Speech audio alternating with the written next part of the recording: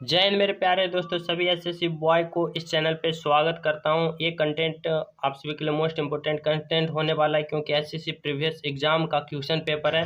तो आप लोग पूरा क्वेश्चन लगाइए। साथ ही अगर हमारे चैनल पे नए हो, चैनल को सब्सक्राइब कर देना, बेल आइकन दबाना, क्योंकि इस चैनल पे एसएससी का जितना भी क्वेश्चन, जिस प्रकार का क्वेश्चन आता है, सारा अपलोड कर दिया जाता है previous year and model paper के साथ। तो हमारे चैनल को सब्सक्राइब कर लें एंड हमारे चैनल से जुड़ जाएं। देखिए, पहला क्वेश्चन है, जलियांवाला बाग हत्याकांड कब हुआ था? जलियांवाला बाग हत्याकांड कब हुआ था? 15 अगस्त 1919, 13 अप्रैल 1919, 20 जून 1920 या फिर 19 जून 1919। तो जलियांवाला बाग हत्याकांड कब हुआ था? इसका राइट आंसर होगा ऑप्शन नंबर ए, 13 अप्रैल 1919 इसका राइट आंसर। नेक्स्ट क्वेश्चन है, लज्जा नामक किताब के लेखिका का नाम क्या है? लज्जा नामक किताब के लेखिका का नाम क्या है? तो हमीना दुर्रानी या फिर तस्लीमा नसरीन या तरसा दलाल या फिर वेंजीरो भुट्टो। तो लज्जा नामक पुस्तक के लेखक कौन है? तो इसका राइट आंसर होगा option number B, Taslima Nasrin. Next question है, आगरा से कौन सा राष्ट्रीय राजमार्ग गुजरात जाता है? आगरा से गुजरात जाने वाला राष्ट्रीय राजमार्ग कौन है? National NH2, NH4, NH7, NH9। तो आगरा टू गुजरात कौन सा अंतर्राष्ट्रीय राजमार्ग जाता है? तो इसका राइट आंसर होगा ऑप्शन नंबर ए, NH2, national highway 2। Next question है, राष्ट्रीय अकादमी रक्षा अकादमी कहाँ स्थित है? राष्ट्रीय रक्षा अकादमी कहाँ स्थित है? देहरादून, चेन्नई, खड़गवासला या फिर नागपुर। तो राष्ट्रीय रक्षा अकादमी कहाँ पर स्थित है? तो इसका राइट आंसर होगा option number C, Khadakwasla. Khadakwasla is the right answer.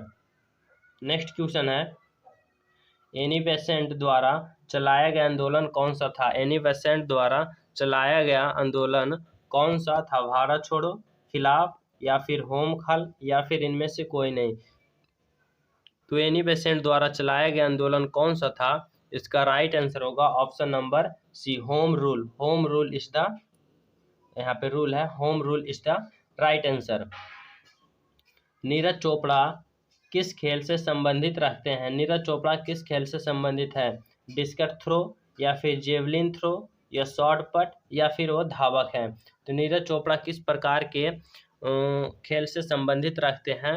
तो इसका राइट आंसर होगा option number B, javelin throw. Javelin throw is the right answer. Next question है, सऊदी अरब की मुद्रा क्या है? सऊदी अरब का मुद्रा क्या है? दिनार, लीरा, रियाल या फिर इनमें से कोई नहीं। तो सऊदी अरब का मुद्रा क्या है? तो इसका राइट आंसर होगा ऑप्शन नंबर सी, रियाल।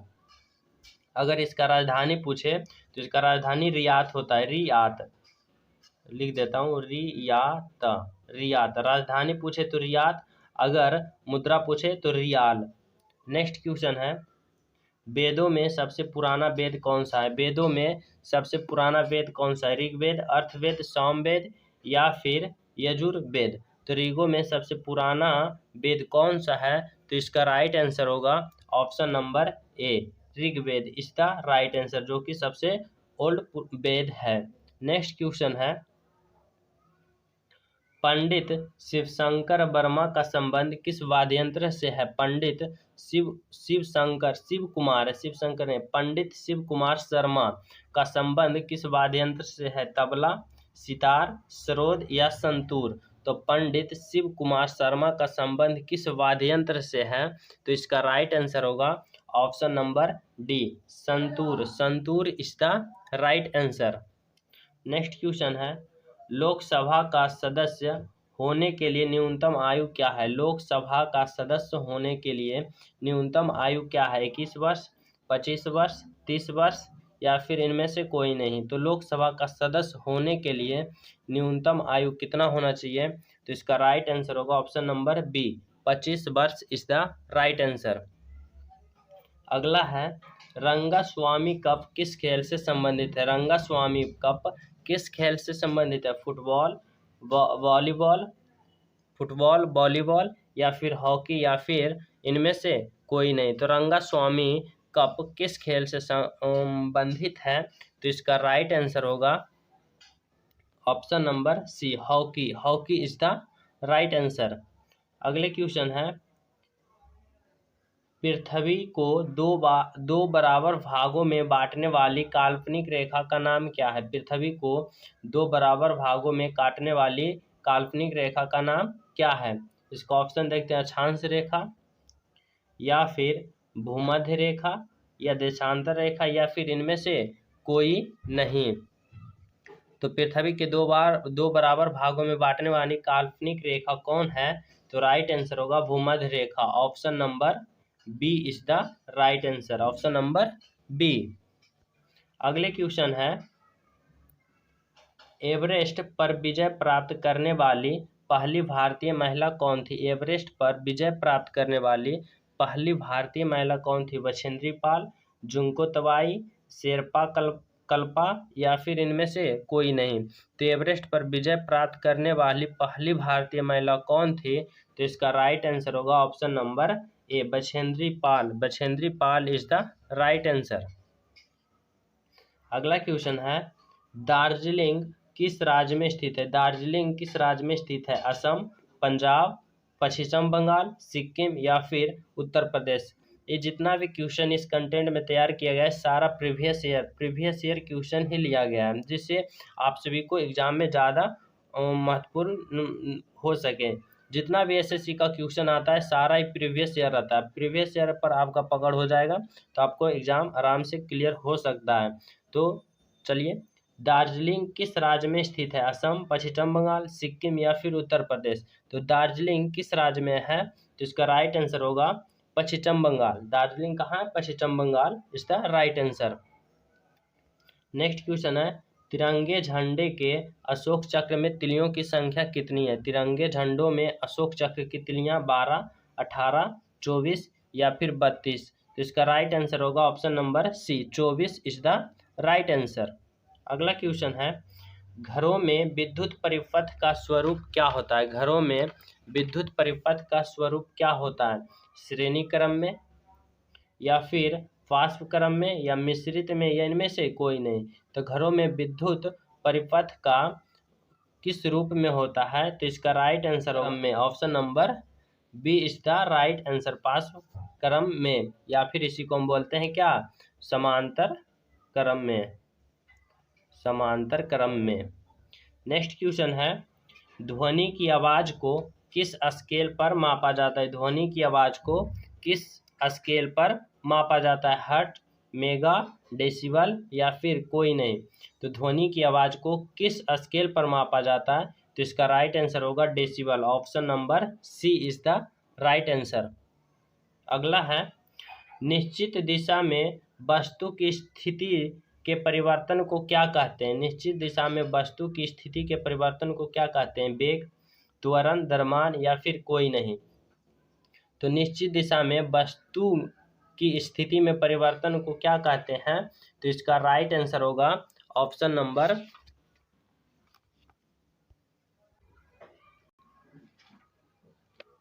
तो इसका राइट आंसर होगा ऑप्शन नंबर डी, निश्चित दिशा में वस्तु की स्थिति में परिवर्तन। नेक्स्ट क्वेश्चन है, एक गैलन में कितने लीटर होते हैं? एक गैलन में कितने लीटर होते हैं? 5, या फिर 4.546, 5.125, या 2.5। तो एक गैलन में कितने लीटर होते हैं? तो इसका राइट आंसर होगा option number B, 4.546। Next question है, वायु में ध्वनि की चाल कितनी होती है? वायु में ध्वनि की चाल कितनी होती है? 325 मीटर पर सेकेंड, 332 मीटर, या 232, या 340।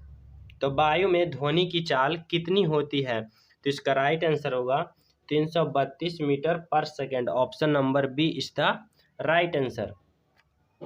अगला क्वेश्चन है, एक गतिमान पिंड में इनसे क्या नहीं पाया जाता है? गतिमान पिंड में इनसे क्या नहीं पाया जाएगा? वेग, गति मात्रा, गतिज ऊर्जा, स्थितिज ऊर्जा। तो एक गतिमान पिंड में क्या नहीं पाया जा सकता है? तो इसका राइट आंसर होगा ऑप्शन नंबर डी, स्थितिज ऊर्जा। जब किसी गतिमान पिंड में क्या नहीं पाया जाएगा? तो स्थितिज ऊर्जा नहीं पाया जाएगा। अगला क्वेश्चन है सोडियम बाइकार्बोनेट का घरेलू नाम क्या है। सोडियम बाइकार्बोनेट का घरेलू नाम क्या है। कपड़ा धोने का सोडा, खाने का सोडा, साधारण नमक या फिर इनमें से कोई नहीं। तो सोडियम बाइकार्बोनेट का घरेलू नाम क्या है, तो इसका राइट आंसर होगा ऑप्शन नंबर बी, खाने का soda is the right answer. Next question है रासायनिक अभिक्रिया की दर कौन से पदार्थ परिवर्तन कर देता है। रासायनिक अभिक्रिया की दर कौन से पदार्थ परिवर्तन कर देता है। अम्ल, उत्प्रेरक, क्षार या फिर इनमें से कोई नहीं। तो इसका राइट आंसर होगा ऑप्शन नंबर बी, उत्प्रेरक। उत्प्रेरक रासायनिक अभिक्रिया की दर को परिवर्तन कर देता है। नेक्स्ट क्वेश्चन है अमलगम मिश्र धातु में पाए जाने वाला मुख्य धातु क्या है। पारा, पीतल, टीन या फिर लोहा। तो अमलगम मिश्र धातु में पाए जाने वाला मुख्य धातु कौन सा है। तो इसका राइट आंसर होगा ऑप्शन नंबर ए, पारा इज द राइट आंसर। हंसने वाला गैस का रासायनिक नाम क्या है। हंसने वाला गैस का रासायनिक नाम बताना है, क्या है। नाइट्रिक ऑक्साइड, नाइट्रस ऑक्साइड या फिर कार्बन मोनोऑक्साइड या फिर नन। तो हंसने वाली गैस का रासायनिक नाम क्या है। तो इसका राइट आंसर होगा option number B, nitrous oxide is the right answer. Next question है ग्लूकोज का रासायनिक सूत्र क्या है। ग्लूकोज का रासायनिक सूत्र क्या है। C2H5OH, CH3COOH या फिर C6H12O6 या फिर नन। तो ग्लूकोज का रासायनिक सूत्र क्या है। तो इसका राइट आंसर होगा option number C, C6H12O6 is the right answer.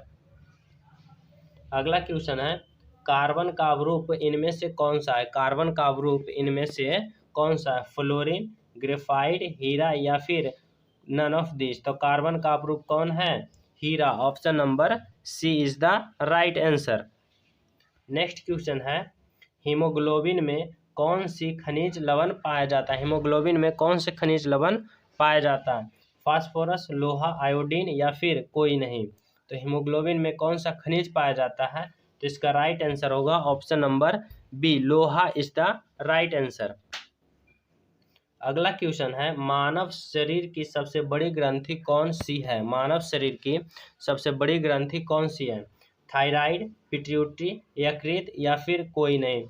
तो मानव शरीर की सबसे बड़ी ग्रंथि कौन सी है, यकृत is the right answer. Next question है शरीर तंत्र प्रणाली को निम्नलिखित में से कौन नियंत्रण करता है। शरीर तंत्र प्रणाली को कौन नियंत्रण करता है। हार्मोन्स करता है या फिर फेफड़ा या गुर्दा या फिर नन ऑफ दिस। तो शरीर प्रणाली को कौन नियंत्रण करता है। तो इसका राइट आंसर होगा ऑप्शन नंबर डी, इसमें ऑप्शन नहीं है। नेक्स्ट क्वेश्चन है सूर्य प्रकाश कौन सा विटामिन उत्पन्न करता है। सूर्य प्रकाश कौन सा विटामिन उत्पन्न करता है। Vitamin E, vitamin A, vitamin B और विटामिन डी। तो सूर्य प्रकाश से उत्पन्न होने वाली विटामिन डी है। अगला क्वेश्चन है निम्नलिखित में से सबसे अच्छी प्रोटीन स्रोत क्या है। मछली, सेम या फिर सेब या घी। तो प्रोटीन का सबसे अच्छा स्रोत कौन सा है।